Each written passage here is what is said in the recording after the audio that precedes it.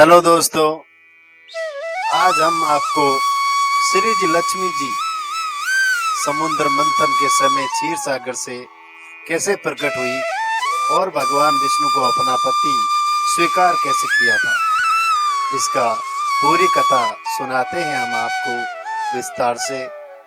ध्यान पूर्वक सुने। तो एक बार भगवान शंकर के अंशभूत महेश्वरी दुर्वासा पृथ्वी पर विचर रहे थे। घूमते घूमते एक मनोहर वन में गए। वहां एक विद्याधर सुंदरी हाथ में परिजात पुष्पों की माला लिए खड़ी थी। वह माला दिव्य पुष्पों से बनी थी। उसकी दिव्य गंध से समस्त वन प्रांत सुव्यासित हो रहा था। दुर्वासा ने विद्याधरी से वह मनोहर माला मांगी। विद्याधरी ने उन्हें आदर पूर्वक प्रणाम करके वह माला दे दी। माला लेकर उन्मत्त वेशधारी मुनि ने अपने मस्तक पर डाल ली और पुनः पृथ्वी पर भ्रमण करने लगे। इसी समय मुनि को देवराज इंद्र दिखाई दिए, जो मतवाले ऐरावत पर चढ़े आ रहे थे। उनके साथ बहुत से देवता भी थे। मुनि ने अपने मस्तक पर पड़ी माला उतार कर हाथ में ले ली। उसके ऊपर भोरे गुंजार कर रहे थे। जब देवराज समित आए तो दुर्वासा ने पागलों की तरह वह माला उनके ऊपर फेंक दी। देवराज ने उसे ऐरावत के मस्तक पर डाल दी। ऐरावत ने उसकी तीव्र गंध से आकर्षित हो सूंड से माला उतार दी और सूंघ कर पृथ्वी पर फेंक दी। ये देख दुर्वासा क्रोध से जल उठे और देवराज इंद्र से इस प्रकार बोले, अरे ओ इंद्र, ऐश्वर्य के घमंड से तेरा हृदय दूषित हो गया है। तुझ पर जड़ता छा रही है, तभी मैं तो मेरी दी हुई माला तूने आदर नहीं किया है। वह माला नहीं, श्री लक्ष्मी जी का धाम थी। माला लेकर तूने प्रणाम तक नहीं किया, इसलिए तेरे अधिकार में स्थित तीनों लोकों की लक्ष्मी शीघ्र ही अदृश्य हो जाएगी। ये साफ सुनकर देवराज इंद्र घबरा गए और तुरंत ही ऐरावत से उतरकर मुनि के चरणों में पड़ गए। उन्होंने दुर्वासा को प्रसन्न करने की लाख चेष्टाएं की, किंतु महेश्वरी टस से मस नहीं हुए। उल्टे इंद्र को फटकार कर वहां से चले गए। इंद्र भी ऐरावत पर सवार हो अमरावती लौट गए। तब से तीनों लोकों की लक्ष्मी नष्ट हो गई।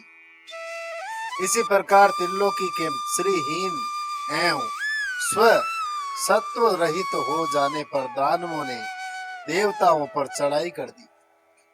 देवताओं में अब उत्साह कहाँ रह गया था, सबने हार मान ली। फिर सभी देवता ब्रह्मा जी की शरण में गए। ब्रह्मा जी ने उन्हें भगवान विष्णु की शरण में जाने की सलाह दी तथा सबके साथ में स्वयं भी क्षीर सागर के उत्तम तट पर गए। वहां पहुंचकर ब्रह्मा आदि देवताओं ने बड़ी भक्ति से भगवान विष्णु का स्तुति किया। भगवान प्रसन्न होकर देवताओं के सम्मुख प्रकट हुए।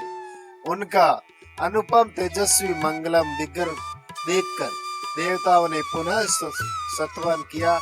तत्पश्चात भगवान ने उन्हें क्षीर सागर को मंथने की सलाह दी और कहा, इससे अमृत प्रकट होगा।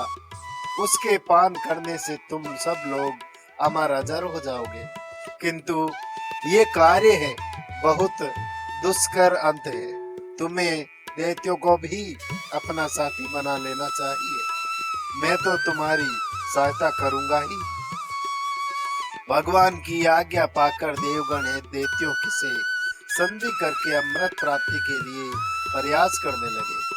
वे भांति भांति की औषधियां लाए और उन्हें क्षीर सागर में छोड़ दिया। फिर मंदाचल पर्वत को मंथानी और वासुकी नागराज को नेति रस्सी बनाकर बड़े वेग से संपूर्ण मंथन का कार्य आरंभ किया। भगवान ने वासुकी पूंछ की और देवताओं को मुख की ओर दैत्यों को लगाया।